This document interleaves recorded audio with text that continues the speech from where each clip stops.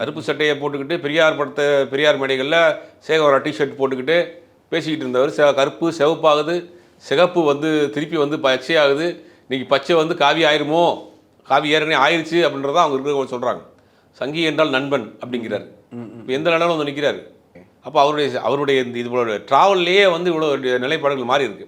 அதனால தான் நாம் தமிழரை பொறுத்த வரைக்கும் யார் பெர்மனெண்ட்டாக அங்கே இருக்க மாட்டாங்க. இல்லை, இப்போ அந்த கட்சிக்குள்ளேயே பார்த்தா சில பேருக்கு பெரியாரை பிடிக்குது, சில பேருக்கு பிடிக்கல.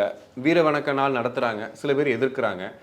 இவர் வந்துட்டு விஜய் பேசுகிறதுக்கு மறுப்பு தெரிவிச்சுக்க மாதிரி பேசுகிறாரு. சம்டைம்ஸ் இவரே வந்துட்டு இப்போ அந்த போராட்டத்தில் போய் நிற்கும் போது ஆமாம் யாருமே பண்ணலை, என் தம்பியாவது பண்ணானே அப்படிங்கிற வார்த்தையும் சொல்கிறாரு. அப்போ நமக்கு புரியவே இல்லைல்ல என்னதான் அவருடைய நிலைப்பாடு, என்னதான் யோசிச்சுட்டு இருக்கு. இல்லை, அவருடைய நிலைப்பாடு தன்னுடைய வாக்காளர்களை அங்கே இழுத்துட்டு போகிறாரு விஜய். ஒரு விரக்தி வந்துருச்சு.